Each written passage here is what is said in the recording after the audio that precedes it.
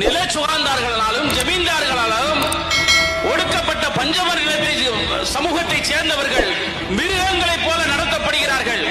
அவர்களுக்கு நிலத்தை கொடுத்து முன்னேற்றி விவசாயிகளாக மாற்ற வேண்டும் என்பதற்காக இங்கிலாந்து பாராளுமன்றத்திலே ஒரு அறிக்கை 1891 அறிக்கை தாக்கல் செய்து அங்கு விவாதிக்கப்பட்டு 1892 செப்டம்பர் 30ஆம் தேதி அந்த 12.5 லட்சம் ஏக்கரை இந்த பஞ்சமர்களுக்கு வழங்கினார்கள்.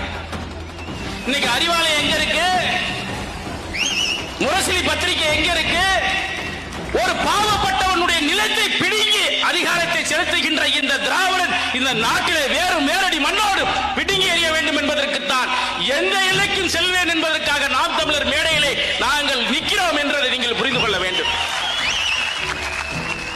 பஞ்சம நிலம் நஞ்சை, புஞ்சை, நத்தம், நத்தம் புறம்போக்கு நல்லா தெரிஞ்சுக்கணும்.